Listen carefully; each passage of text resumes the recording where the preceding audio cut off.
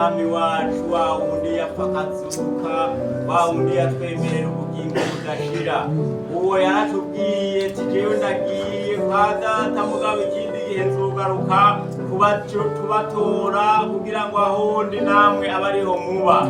Uwo yaratubwiye ati jewe sinzobasiga nk'imfuvyi, nzobarungikira umwitsi ariwe mpwemu yera azobana namwe. Niwe yadukanguye, niwe yatuzanye, niwe yatubwiye gukoranira hamwe. Turabinezererewe Mwami, tugendera hagati muri twebwe, ishengero rihezagire, umuntu wese agira ico avuge nk'uvugishijwe. Urakoze mpwemu yera tuganze mw'izina rya Yesu Kristo Umwami wacu. Amen. Yesu nashimwe. Ndabaramukije mwese mw'izina rya Yesu. Dushimiye Imana yagize neza, yatwegejeje umwanya niyo gushima. Yesu nabaheze.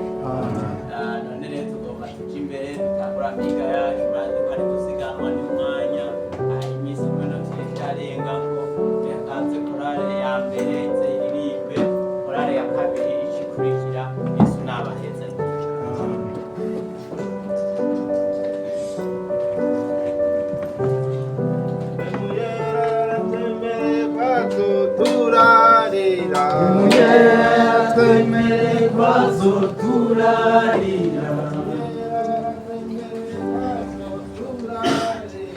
Muyera yaratwemereye kwazoturarira, ingo twaraguhawe ingo, Muyera ingo twaraguhawe ingo, Muyera yaratwemereye kwazoturwanira, Muyera yaratwemereye kwazoturwanira, Muyera yaratwemereye kwazoturwanira, Muyera yaratwemereye kwazoturwanira, ingo twaraguhawe ingo, Muyera ingo twaraguhawe ingo, Muyera yaratwemereye kwazoturagira, Muyera yaratwemereye kwazoturagira, Muyera yaratwemereye kwazoturagira, Muyera yaratwemereye kwazoturagira, Muyera yaratwemereye kwazoturagira, Muyera yaratwemereye kwazoturagira, Muyera ingo twaraguhawe ingo, Muyera ingo twaraguhawe turakugomba, Muyera ingo twaraguhawe ingo, Muyera ingo twaraguhawe turase, Muyera ingo twaraguhawe ingo, Muyera ingo twaraguhawe ingo, Muyera ingo twaraguhawe ingo, Muyera ingo twaraguhawe ingo, shengero ingo twaraguhawe ingo, Muyera ingo twaraguhawe ingo.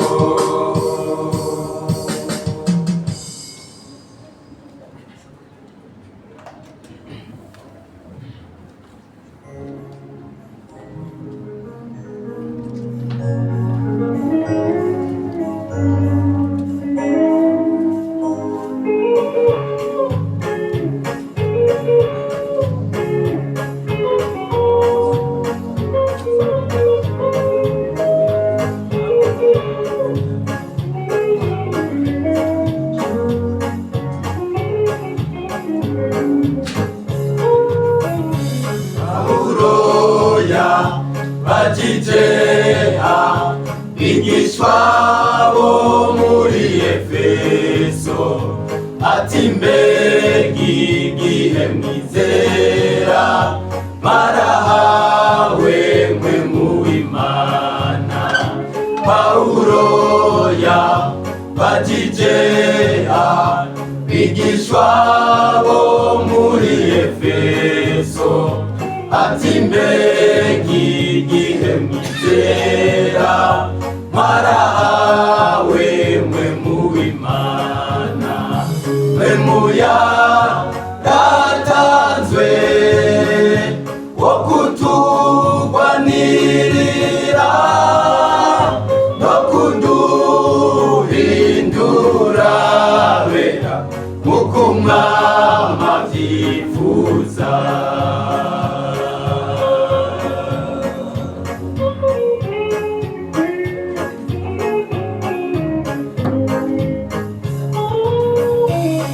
Bamwishuye bati twebwe twabatijwe mu mazi gusa, uwo mwe muri kuravuga mbega yaramaze gutangwa. Bamwishuye bati twebwe twabatijwe mu mazi gusa, uwo mwe muri kuravuga mbega yaramaze gutangwa. Memuya ratanzwe wo kuturwanirira no kuduhindura bera nk'uko umwami avyifuza.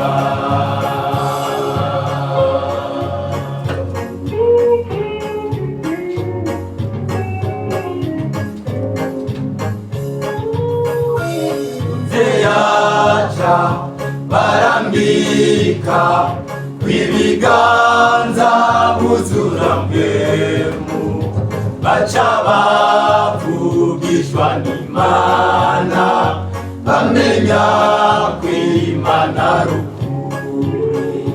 Bizeyaca barambika kw'ibiganza buzura mpemu, baca bavugishwa n'Imana bamenya kw'Imana rukuri. Memuya ratanzwe wo kuturwanirira no kuduhindura bera nk'uko umwami avyifuza.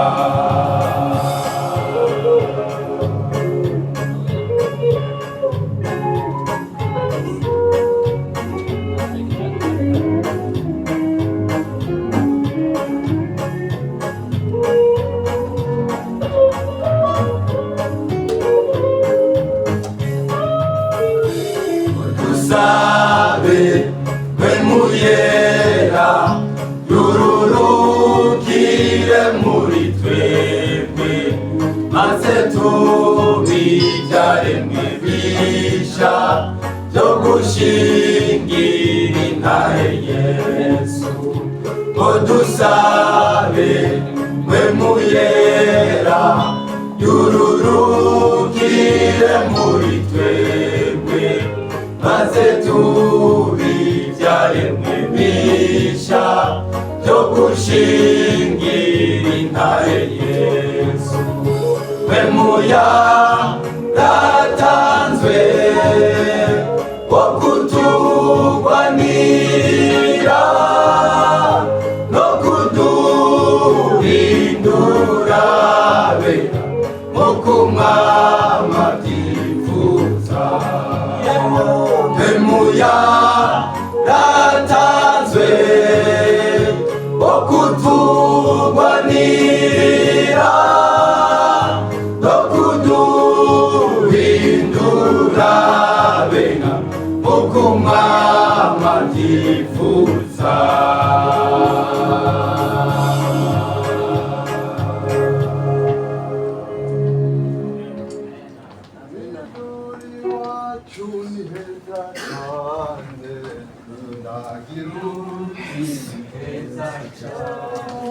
Mwijuri wacu ni heza cane, Sindagiruti ni heza cane. mwijuri wacu ni heza cane, Sindagiruti ni heza cane. bahora baririmba ni heza cane, Sindagiruti ni heza cane. ntambara zibayo ni heza cane, Sindagiruti ni heza cane.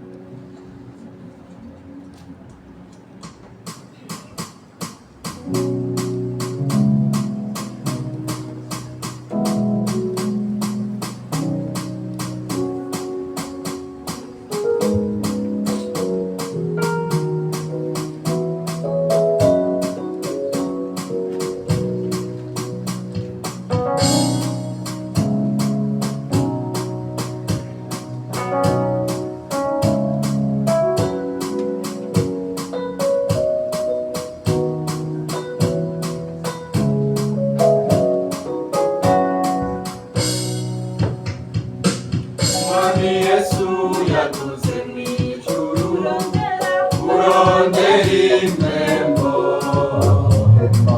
azohemba abakozi bakoze biteze inzamba.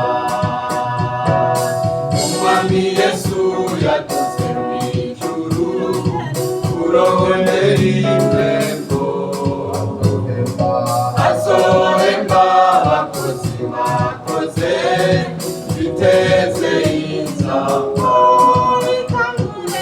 Ikangure shenge tugende, ikangure tugende,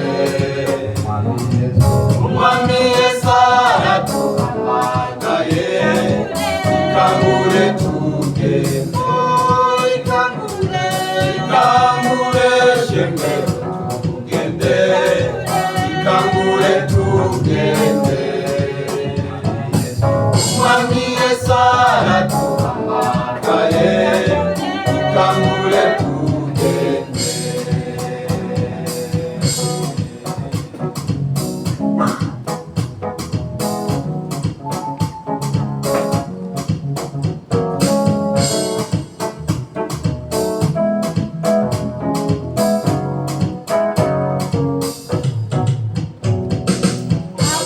Abamarayika bo mw'ijuru bariko bararirimba, murakaza abakozi mwakoze zikamuruke. Abamarayika bo mw'ijuru bariko bararirimba, murakaza abakozi mwakoze zikamuruke.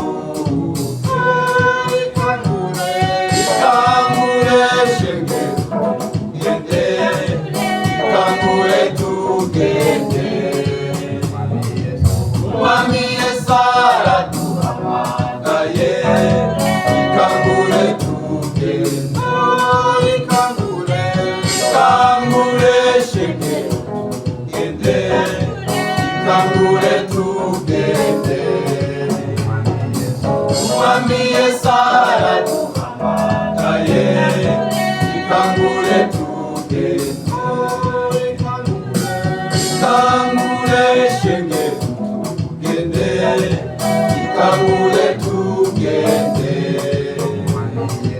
Umwami Yesu araduhamagaye, ikangure tugende.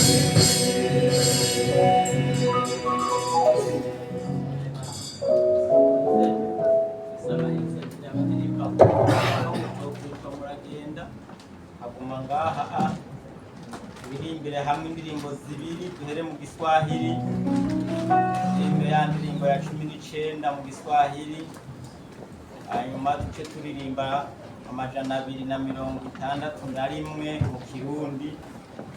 Abaririmba banguke muze turirimbire Imana.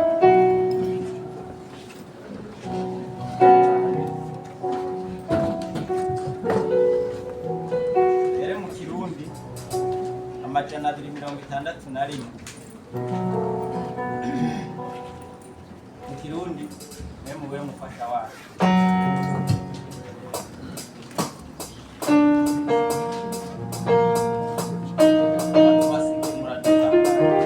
Emuwe mufasha wacu uhoruduhumuriza, uturongo rutwengenga mu mahanga tuji wacu, abarundi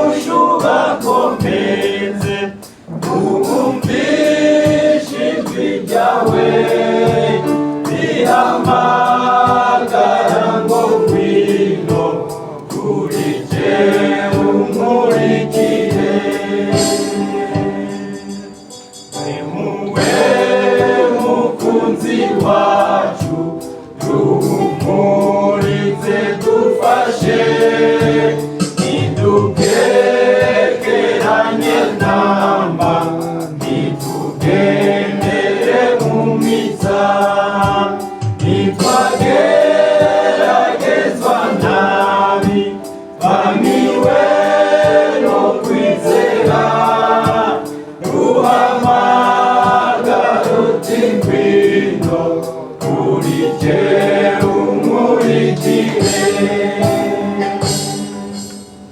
emuwe muvugi wacu ndamutse nzizwe n'urupfu shitse ku nkombe y'uruzi ngatakishwa n'ubwoba nti mbega ndarutandukane fasha kumva amaraso kumamanga rutindwino aho naguteguriye.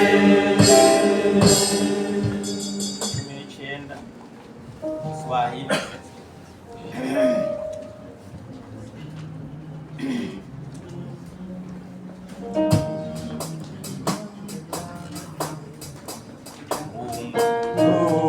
Tunangoja wote Roho yako takatifu, waiomba kwa imani umutume hapa kwetu. Mungu wetu, Mungu wetu, umimine Roho yako mioyoni mwetu Bwana, utimize kazi yako. Washa moto wako tena ndani ya mioyo yetu, hata vyote vya majani vitateketea sana. Mungu wetu, Mungu wetu, umimine Roho yako mioyoni mwetu Bwana, utimize kazi yako. Utakase roho zetu na kiburi ukivunje. Wewe Mfalme wetu, utawale watu wako. Mungu wetu, Mungu wetu, umimine Roho yako mioyoni mwetu Bwana, utimize kazi yako. Utujaze siku zote pendo lako kwa Mungu, sisi tuwe nyumba yake, Roho ya utakatifu.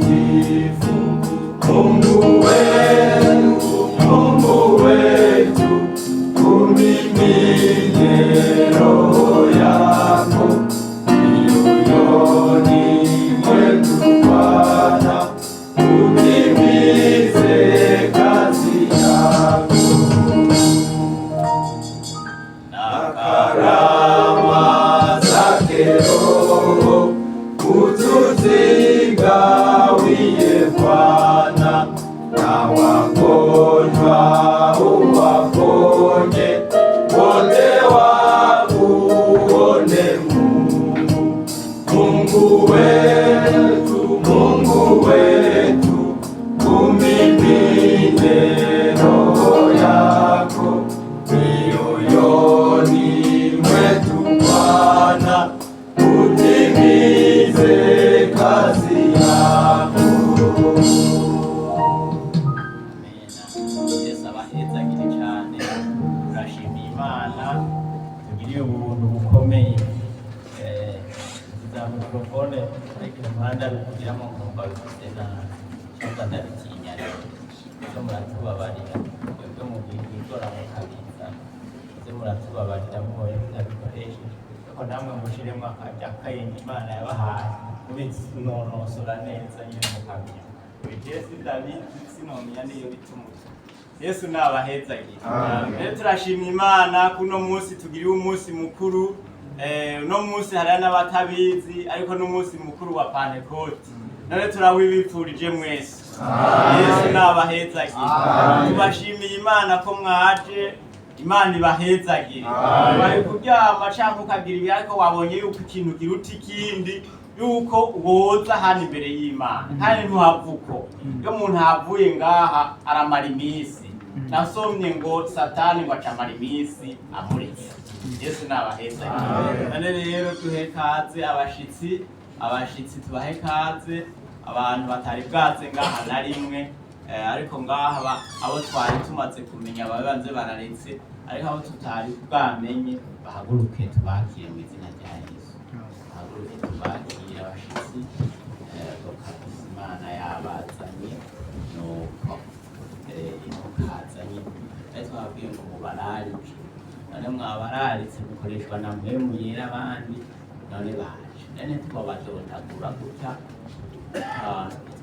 twobivamo ariko tubagire bose mu izina ryande rya Yesu Kristo. Yesu Kristo abagirire nte abahezagirane natwe iminsi yose amen. Yesu abahezagire cyane natwe ngaha twabarose abashitsi baze bari ngaha abo bazananye baraho baze ngaha abo tubakire Imana yaduhezagiye natwe uno munsi bamungu twaramurose ujya acara afise agashitsi nawe aherekeza abashitsi abafuke mu ntege hari uwundi yazananye abari ngaho umwe wese aca amenya hatumbera tubavuge ko abaha duhere kuyu nuwaha nyine abangaha nyine ibyeyi yitwa Filime abangaha kandi azobandaniriza ngaha ko Imana izozirama igihe Yesu nabahezagiye mwebwe rero muca mumenya ibyo yamwe muca mumenya aho mumushira Yesu abahezagiye uyu ntera uyu muramu merenga uyu ntebe mumuzi yitwa Salvatori akorera hajya Sonapuru barahasengera mwino misi araza kwivugira amazina yiwe n'uwo bazananye ngaha nawe abisaja ahamuca mumumenya mwamumenye abisaja Yesu abahezagiye rwose bashitse muri bene ubu nawe akorera hariya Ajumani araza kwivuga amazina yiwe nawe twakoranye ngaha bikomeye uriya mudamu igihe yaduhaho dusengera arabizi bewe twafashwe n'igipolisi uhari twafashwe n'igipolisi Yesu abahezagiye ntibibaze ngo biba byoroshe n'uri babazananye baraza kwivuga uyu Yesu nabahezagiye tube turabakiriye mu izina ryande Yesu Kristo abagirire nte abahezagirane natwe iminsi yose amen. Ayego mana kubabona n'umugisha ayego mana we ayego mana kubabona n'umugisha ayego mana ayego data kubabona n'umugisha ayego mana we ayego mana kubabona n'umugisha ayego mana. Yesu abahezagire tugere kumva ubutumwa bwiza murabona twabarose ntitwobagisha nibo tujana uko baza babona ko Imana yabatumiye rero nibo tugomba dukoreshe mu uyu mwanya. Yesu abahezagire baca bamenya ukuntu bakurikirana mu myanya dufise uriya mujenama ashike ngaho ubu n'umujenama hariya mu ntozi ngo shika ndagutume hariya Ajumani umujenama abona yuko ari umujenama nyine abushitse naze ngaha abasengera Imana ace bakurikirana Yesu nabahezagire abasengera Imana bakoze n'amazina yawe. Yesu nashimwe cyane. Ku mazina nitwa Ndayisenga Eraste. Yesu ashimwe cyane. Dusenga Imana nkuri mu ijuru, Imana nyakubahwa, Imana ugira neza. Turagushimiye ugira neza kwawe Imana, turagushimiye akanyekezo duhaye ku mbere yawe. Turaguhaye kaze Mana ya saha ni kakanya keza. Turaguhaye kaze Mana isa n'akakanya mu izina rya Yesu. Twumva ijambo ryo waturwa dutumanye Mana ahantu turaguhamagaye mu izina rya Yesu. Turaye kazi Mana Yesu na mpemu yera mu izina rya Yesu. Turaguhamagaye Mana, turagwaye kaze ufata ijambo rya mbere n'irya nyuma mu izina rya Yesu. Icyo twanze n'ibitakuvako byose Mana, ibitavuga Imana bifatwe n'indi mu izina rya Yesu. Turasanga ikintu cyose kitavuga Imana ahantu, imigabo n'imigambi ya shetani tuyihinduje ubusa mu izina rya Yesu. Turirukanye inama z'abadayimoni mu izina rya Yesu. Turahaye kazi ubutatu butagatifu Mana, ufata ijambo rya mbere n'irya nyuma tuvuga mu Yesu yawe mu izina rya Yesu Kristo. Amen.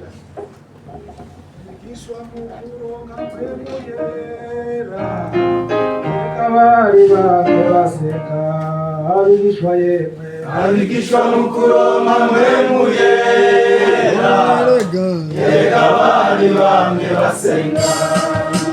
kuronka mpemu yera, erega abari bamwe baseka abigishwa yemwe, Abigishwa mukuronka mpemu yera, erega abari bamwe basenga. erega abari bamwe baseka, Erega abari bamwe basenga. erega abari bamwe baseka, Erega abari bamwe basenga. erega abari bamwe baseka, Erega abari bamwe basenga.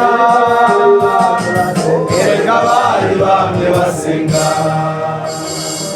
Yesu nashimwe. Amen. Ndabaramukije mwese mu izina ry'umwami wacu Yesu Kristo. Amen. Nuko Imana irakoze tugira ubuntu bwo gukorana nk'uku, ndanezerewe cyane. Dufise umwanya muto ariko reka tuwukoreshe uko uri. Ku mazina y'iwanje nitwa Bizimana Salvatore, nsanzwe ndi umuvugabutumwa nkaba n'umudiyakoni. Ubu rero aho nshika ino muri Dubai mba Isonapur n'umusengera. Yesu abahezagire. None rero nta byinshi twovuga byinshi ariko ndashima Imana. Iyo tuba dufise umwanya munini twari narifise n'intahe nari gushinga, ariko rero reka tuje tubanyigisha kubera imyanya itatwemerera. Yesu abahezagire. Nuko Imana irakoze, turashimiye n'abarongozi ba hano, abakozi b'Imana batwemerera bakaduha kaze. Turashimiye n'Imana ivyemeye ko magara imbere y'umubiri wa Kristo. None rero twagomba tuje turaba amajambo y'Imana tudatebeje, turabe mu vyakozwe n'intumwa, tubasome ijambo ry'Imana. Vyakozwe n'intumwa igice ca mbere, vyakozwe n'intumwa igice ca mbere, dusome ku murongo igice ca mbere, turabe ku murongo w'icumi na kabiri.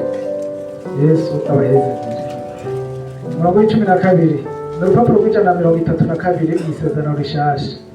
Dusome mu izina rya Yesu.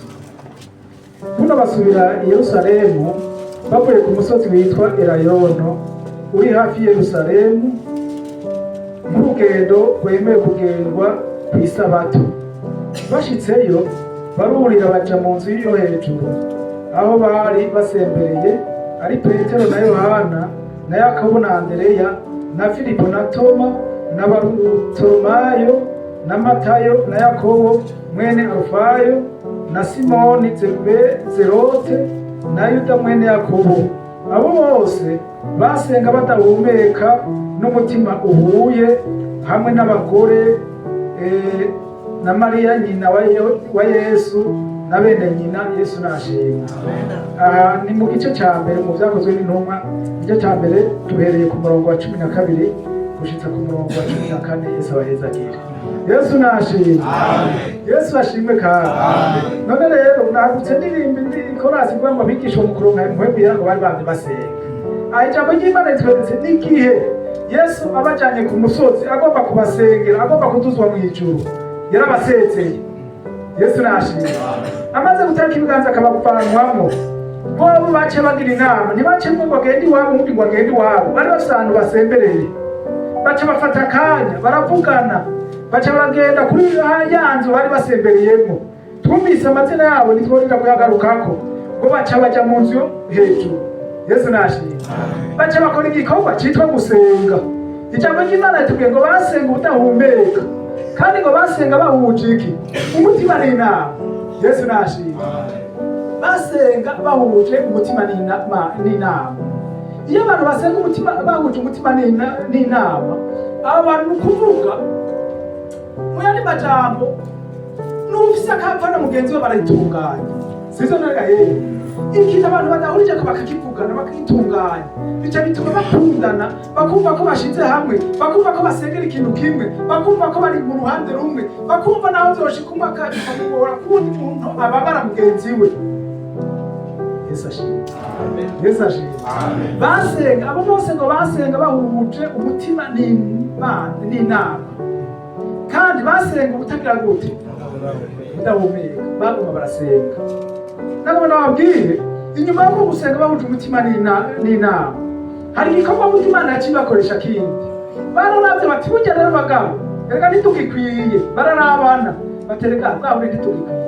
Hari umuntu yatuvuye none kera abigishwa bwa 12 bitari mu 12. Yesu nashimye. None ko tudakibikwiye dukwiye gukora iki? Bari basenze bahuje umutima n'inama baca baravuga ati hari ikintu rero bace bakora bace bavuga ati umuntu yatuvuye yitwa Yuda. None Yuda ko yatuvuyemo rero harakenewe ko umuntu amusubiriza. Baca bakora igikorwa ariko cyo gusubiriza Yuda bamusubiriza nande na Matiya. Sivyo ga Yesu nashimye. Imana irazitegereza ingene bagize umubabaro yuko batagikwiye n'igitimirije cyarahamagawe baravuga ati tumusubirize kugira ngo ibikorwa bibone kubandanya neza. Hanyuma baca baramusubiriza bamaze kumusubiriza babandanya basubira gusenga bari kumwe na Matiya nawe nyene basubira gusenga kandi nawe nyene azameze nkabo bahuza umutima n'inama. Igereko kiragera ya misi 10 iheze. Yesu nashimye. Imana kirabona igikwiye iravuga ati aba bantu nivyo n'abari mu nzu hejuru hazogera igihe basubire mu bikorwa byabo. Bisaba ko bagira ubushobozi. Yesu nashimye. Bisaba ko wambara inkomezi. Bisaba ko baronka ubushobozi.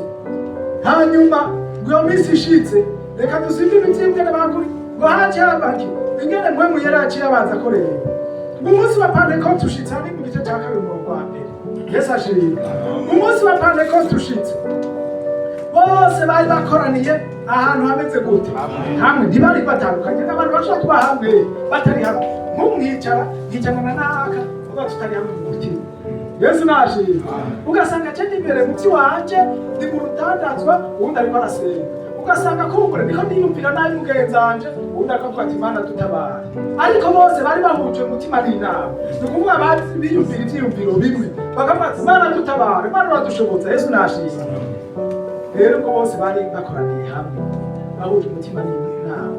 Wacha hazi igihinda kivuye mw'ijuru ari ku murongo wa 2 igice cya 2 hazi igihinda kivuye mw'ijuru giturumbuka mubuta k'umuyaga w'inkomezi gikwira hose mu nzu yicayemo. Haboneka ko ibiringi vyigabanije nk'ivy'umuriro bibaje ku umwe bose buzuzwa mpwemu yera batangura kuvuga izindi ndimi uko mpwemu agize gute abahayagize. Haleluya. Yesu nashimwe. Ikintu cya mbere gikwiye rero nuko abantu bagira gute basenga nuko abantu bahunze umutima n'inama. Imana nayo ikora ibitangaza. Yesu nashimwe. Mfise umwanya muto ariko nagomba ndababwire by'ukuri umuntu wese asenge umuntu wese arondere kwambara inkomezi umuntu wese arondere kuba hamwe na mugenzi we. Siniko naba kwicarana gusa ariko no mu mutima tube hamwe no mu kurondera Imana tube hamwe no mu kwiyumvira ku byiciro tube hamwe no mu kwiyumvira ibikorwa tube hamwe. Yesu abahetse ati Yesu nashimye. None rero abigaratiya ndangirizeho gatoya umwanya ndabona rwose. Yesu ashimwe. Turangirizeho abigaratiya umurongo umwe wonyene tuvuga. Yesu ashimwe.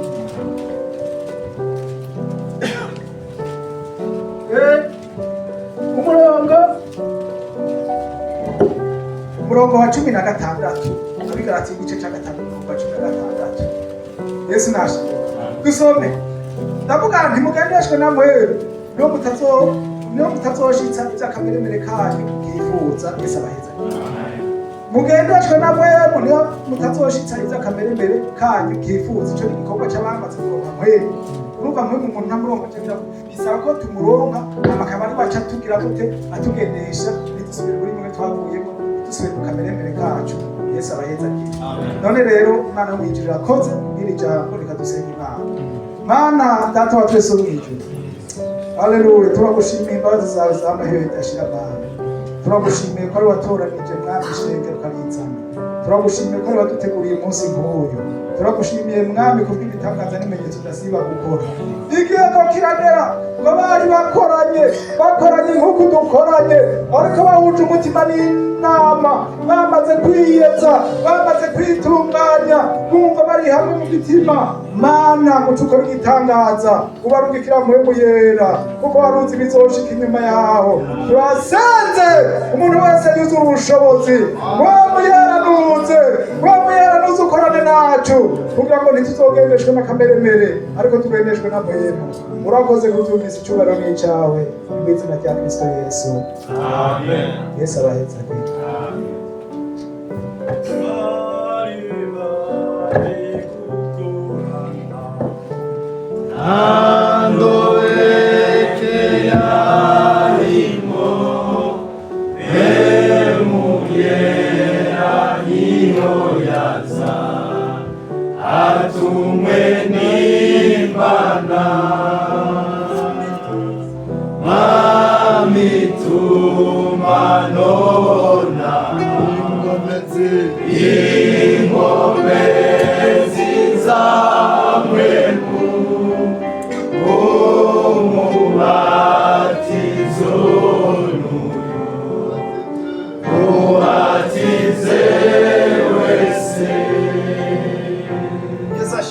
Amen. Abahayibiriwe mwese mu izina rya Yesu. Amen. Yesu abahezagire. Amen.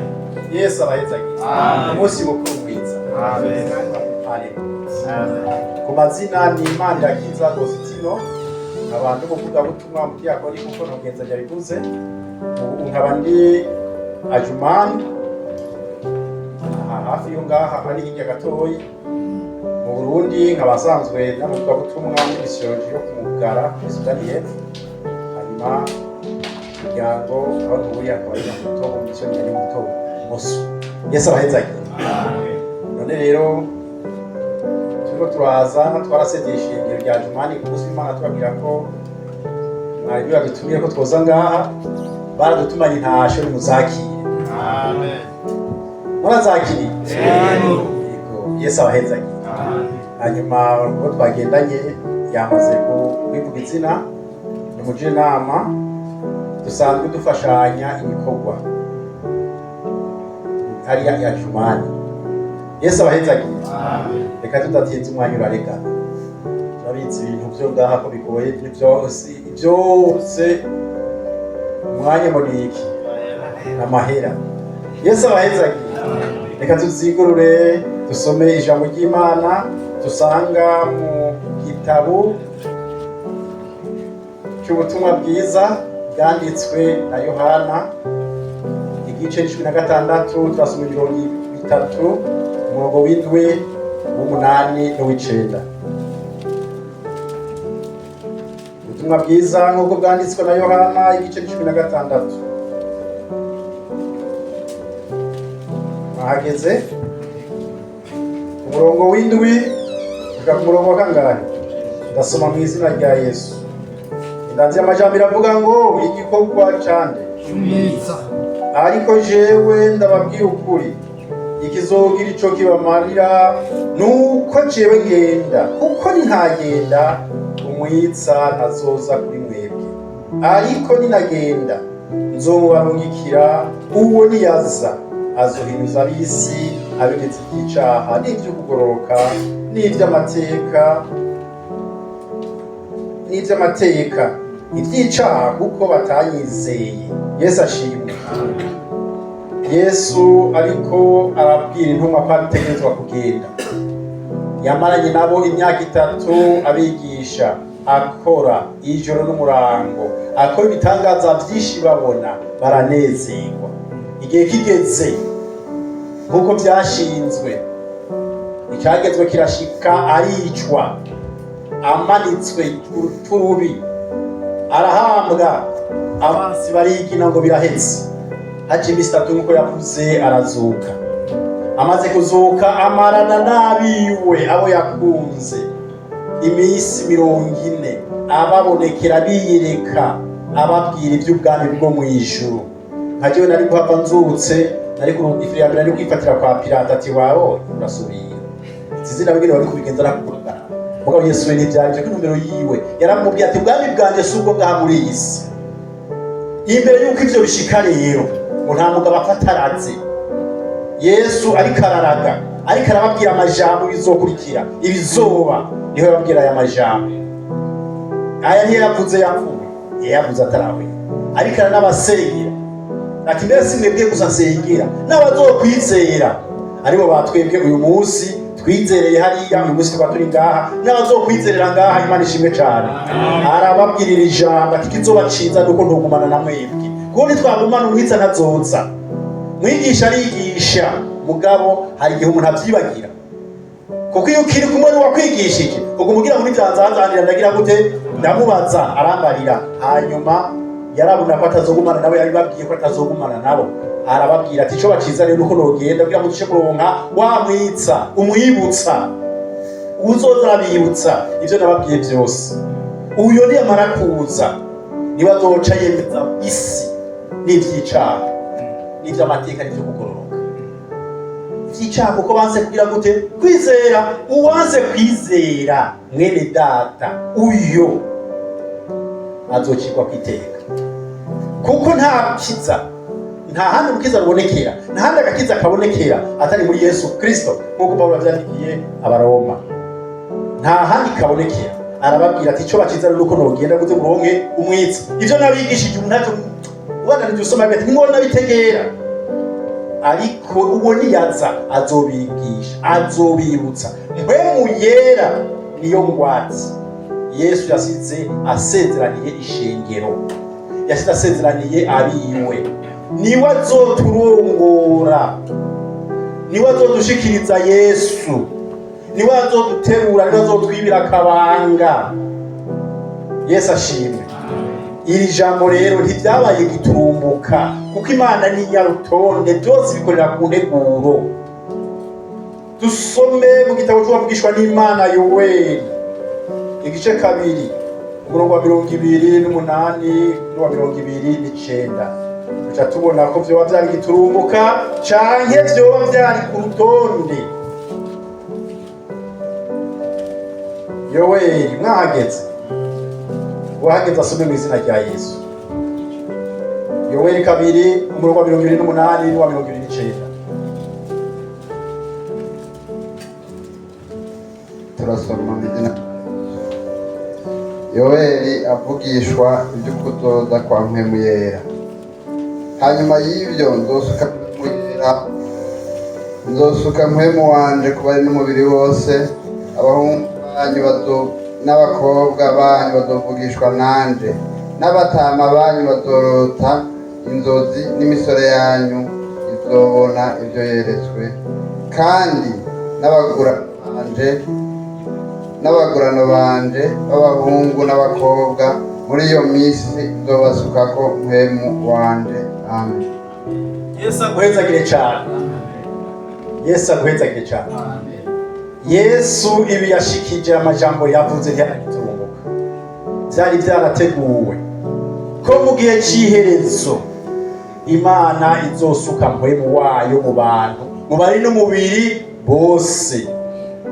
Abatama bazorota, imisoro izovugishwa, byose bizokoreka mu izina rya Yesu. Moteri ituma ivyo bikorwa ari mpwemu yera. Yesu ashimwe.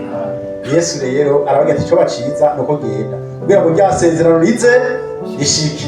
Uwamanjirije yabivutse, igihe kigeze, intumwa ziteguye zikoraniye hamwe, hakoretse igikorwa. Gikoreka ku munsi wa Pentekote. Ngo umunsi wa Pentekote wasanze intumwa zikoraniye hamwe. Pentekote rero ntiyaje umunsi mpwemu yera aza, si wo munsi Pentekote yatanguye. Pentekote yatanguye mu isezerano rya kera bakiva muri Egiputa bagiye mu gihugu cy'isezerano. Imana irababwira ko bazohora bagira umunsi mikuru, amasabato indwi. Umunsi ukurikira uzoca umunsi wo gutanga ubushuzo bw'ivyivuwe mu gihugu cy'isezerano, umunsi wo kwegeranya umwimbu, umunsi wo kwigina ivyimbu, wo gutanga iyo mushuzo. uwo munsi wa pentekoti rero ni uwa kera. Mu giheburayo bawita shavuot, mugabo iyi pentekoti ni iryazananye mu ijambo ry'ikigiriki bisigura ngo ku minsi 50. ni ukuvuga rero kuva Yesu azutse gushika kuri pentekoti haje iminsi 50. Iminsi 40 yamaranye nabo n'iminsi 10 barindiriye bari hahandi muri yanzu. Ntibari kuyerera, ntibari gupitapita, ntibari gutamba, ntibari kudandaza, bari hamwe basenga kuko nicyo bari barindiriye. Kandi yari yababujije kuko yarazi intege zabo, yarazi ibikorwa byabo. Ngo naje wanzi nawe wakuzi, burya Yesu arakuzi naje aranzi, arazi intege zanje, arazi aho ngera naho ntagera, arakomeze. Arababwira ati ntimugiye, yarababwira ati ikizoba kiza nuko genda. Arababwira ati ntimugahe na hamwe muja, mugume i Yerusalemu, murindire isezerano rize rize. Nishika kwa data dushobora kumikira cyasezerano. Isango rigeze wa munsi wa pentekoti, wa munsi wo kwigina umuhimbu, ariyo umunsi bibukirako kwa ibyagezwe bari bahawe n'Imana ku musozi Sinayi mu isezerano rya kera. Uwo munsi rero washitse bari hamwe, kuko Imana yari yavuze ngo uwo munsi ntimuze mugire icyo mukora kuri uwo munsi, muze mukoranywe no kuja hamwe musenga muririmba mutanga ibimazi. Yesu ashimwe. Uwo munsi w'ucushika bose bakoranye. Twumvise ko ibyahinda byarahinze, sibyo? Byarahinze, abantu barashwa baduka, ndetse n'atabandariza bisoma barumvise batangiye kuvuga ngo ati baramurewe muri gisamati. Ariko Petero avuga ati none muri saa 3 atari ndarane nta muri baraburi ya masaha, arahamba abasigurira ibyari. Yesu adutabare cyane kandi adufashe. Yesu asezerana ryarashitse. Yesu ntabesha, Yesu ntayimuka. Akigenda avuze ngo ngiye kwa data gutegura ibibanza. Yohana 14. Ngiye kwa data gutegura ibibanza, ko muhera kwa data ari amazu menshi nzogaruka. Yarabivuze nta nkeka azogaruka.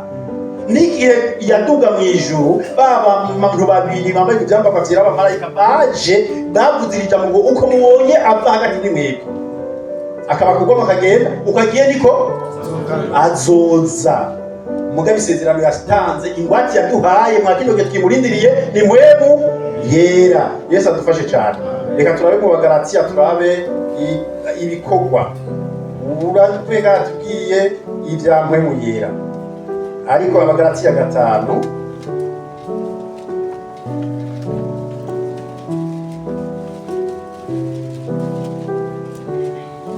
Abagalatiya 5 Bahera ku murongo wa 22 na 23. Mwahageze 22 havuga ngo ariko ivyo mpwemu yama urukundo, umunezero, amahoro, ukwihangana, kugira ingeso nziza, kuba umwizigirwa, ubugwaneza, ukwirinda. Ibimeze bityo nta byagezwe bibibuza. Yesu ashimwe. Kandi abakristo Yesu babambanye akamere kabo n'ibyo gahahamiye n'ibyo kifuza. Yabwiye umugendeshwe na mpwemu no mutaza kugiza akamere kiki niko yatubwiye uwahavuye ngaha. Aha naho ubuzuye mpwemu yera. Ngomba ndababwira ibintu bibiri bidasa. Benshi baritiranya kubatizwa muri mpwemu yera no kuzura mpwemu yera no kugendeshwa na mpwemu yera. Kubatizwa muri mpwemu, ikimenyetso benshi bazi kuvuga mu ndimi ngo niwe yuzuye mpwemu yera gusa namba.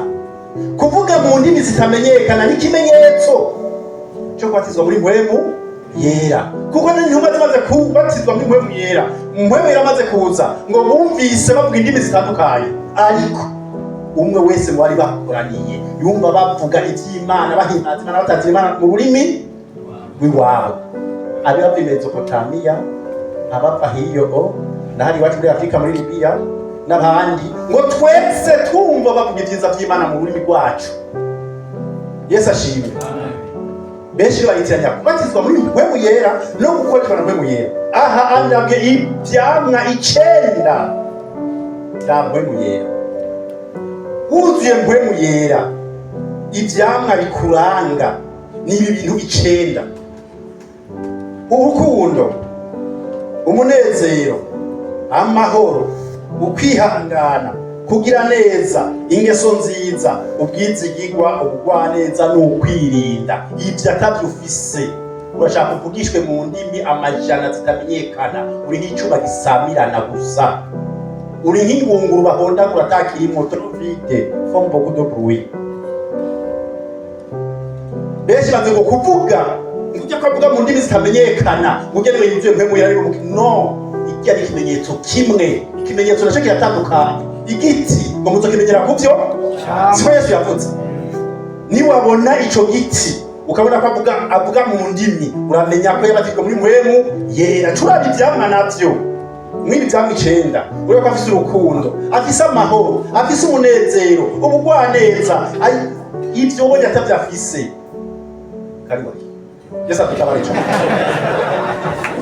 Ni ibimenyetso 9 ukeneye kurabira mu Bakorinto ba mbere igice ca 14 ku murongo wa 2 niho na Paulo yabivuze neza. Tumenya ngo umuntu avugishijwe mu ndimi mu ikoraniro nk'iri ngo ni Imana yagendeye gusa, ariko Paulo yavuze neza kuvuga mu ndimi zitamenyekana ni wewe wibarira n'Imana yawe, abandi ntacyo biri kubafasha. Noneho uje no kuvugishwa mu ndimi, havugishwa mu Kilatini, mu biganiro vyo.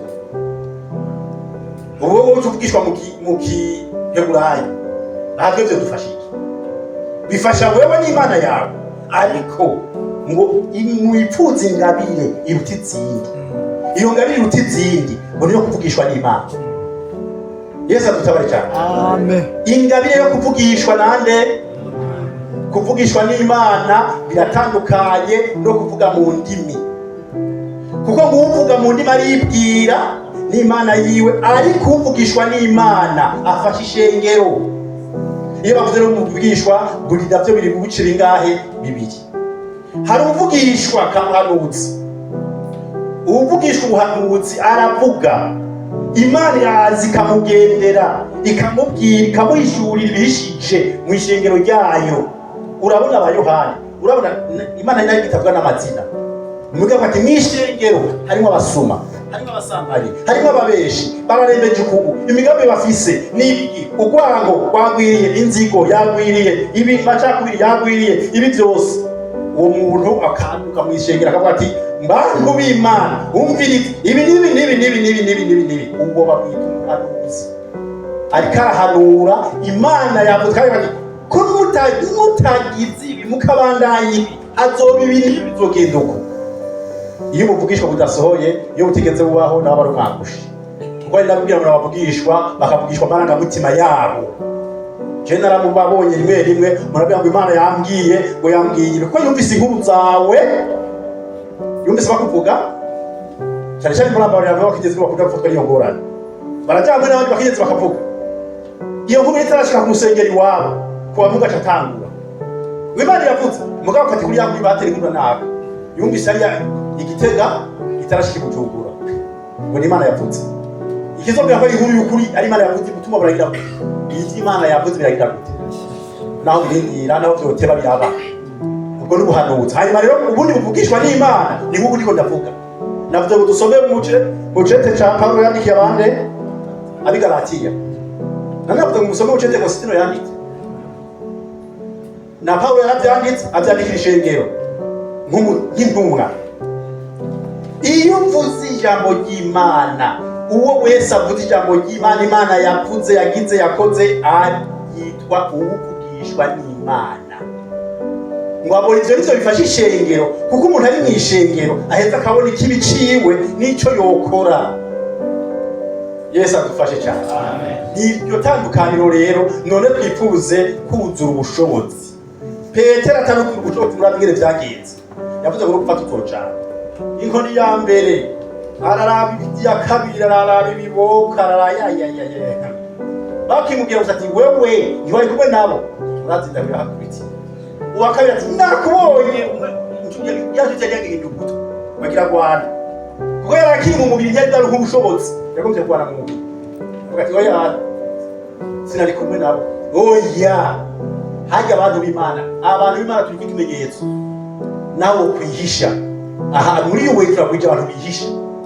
Je maze singanira n'abandi benshi usanga abapanikoti mugabo jewe kuko nibereyeyo ibaki bari banati nuko ndi umukozi w'Imana cyana nabo tukiga hamwe tukigwana kwita mukuri karenga ntabwo umukozi w'Imana nanumye mugabo nkaguma ndiko ndakora. Benshi usanga ari abakikijwe bari ngaha mugabo ibikorwa baramaze guhakana ko ataco batamuzi.